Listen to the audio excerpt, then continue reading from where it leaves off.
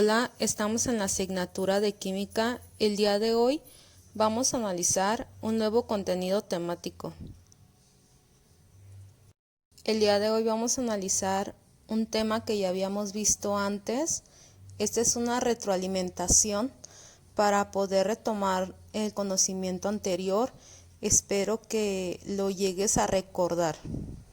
Los métodos de separación de mezclas son los procedimientos que permiten la obtención de uno o más componentes de una mezcla, sin necesidad de modificar sus propiedades químicas. Por lo tanto, se dice que se basan en técnicas puramente físicas, ajenas a reacciones químicas o al uso de sustancias corrosivas. Al momento de separar por lo que está compuesto algo, tiene que quedar exactamente lo mismo. Si yo mezclo, por ejemplo, tierra con agua, al momento de hacer la separación por algún tipo de método también de separación, me tiene que quedar el agua limpia y me tiene que quedar la tierra como tal, ninguno cambia. Métodos de separación de mezclas homogéneas. Los métodos de separación de mezclas homogéneas son todos aquellos que, sin hacer uso de reacciones químicas, permiten obtener los componentes o solutos que integran una misma fase, es decir, de un líquido, de un sólido o de un gas. Al momento de separar una mezcla homogénea, debe de quedar cada uno por separado. Tales mezclas homogéneas consisten de soluciones en las cuales las partículas de soluto son demasiadamente pequeñas para poder distinguirlas a simple vista. Son tan pequeñas que no existen filtros lo suficientemente estrechos o selectivos para poder retenerlas mientras la solución la traspasa.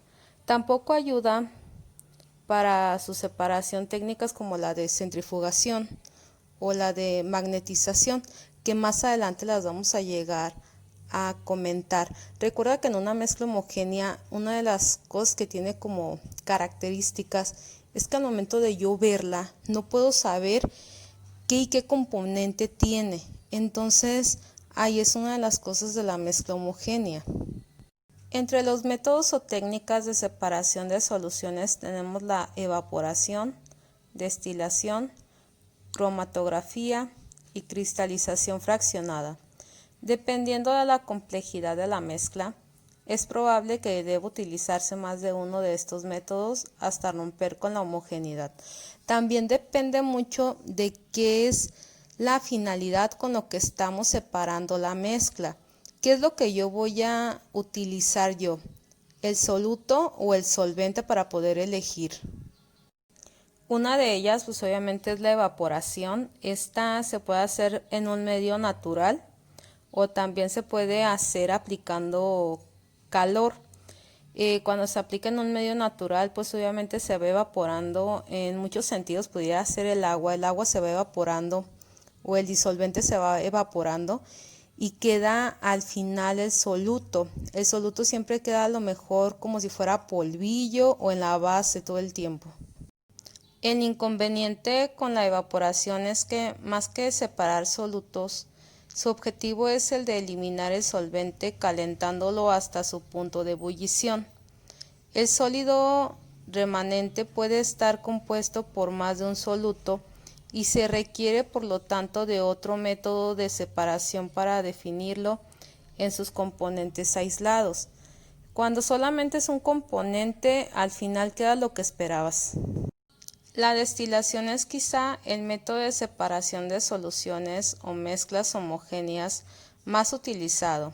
Su uso se extiende a sales o metales fundidos, gases condensados, mezclas de solventes o extractos orgánicos. El soluto es la mayoría de las veces un líquido, cuyo punto de ebullición difiere en varios grados respecto al del solvente.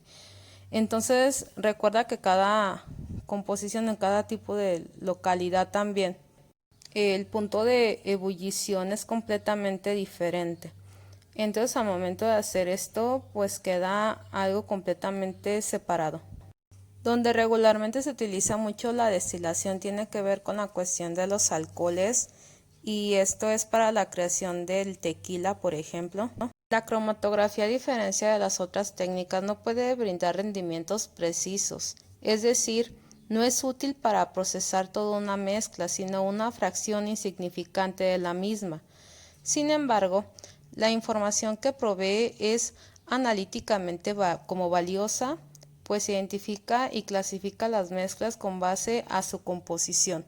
Esa es muy simple y regularmente se utiliza mucho en el laboratorio, en laboratorios muy grandes, porque es simplemente esperar.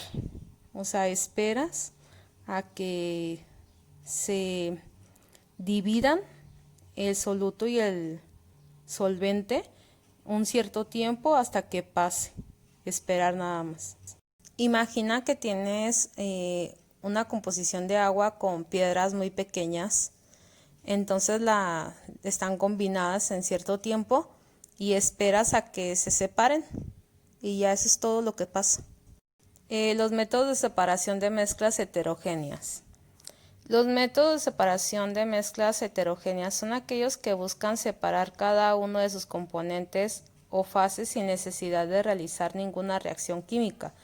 Normalmente consisten en técnicas mecánicas que aprovechan la diferencia en las propiedades físicas de tales componentes. Ahorita más adelante vamos a ver cuáles son ese tipo de métodos que existen. Imagina que te llevan un plato donde tienes fruta, queso, aceitunas y trocitos de jamón. Ahí al momento de que tú tienes ese plato puedes hacer la división, ¿no? Dividir por color, dividir por sabor, cuál es más chiquito un pedacito que el otro. Son iguales a lo mejor en textura y tú empiezas a hacer tu separación y tus criterios propios. La separación magnética, cuando tú acercas un imán a unas virutas de hierro o algo que tenga metal que pueda ser compatible con el imán, pues obviamente se van a separar de forma muy fácil, ¿no? O sea, tú lo pasas y se pegan, ¿no? Imagina que tenemos paja y que tienes alguna aguja y nada más pasas arriba el imán y rápido sale la aguja. La decantación. Podemos ver en la imagen superior cómo muestra en realidad una mezcla acuosa, una de líquido y sólido y la otra de líquido-líquido. Al momento de aplicar la decantación en las dos puede ser de la misma situación y se puede aplicar de diferente manera, pero es lo mismo.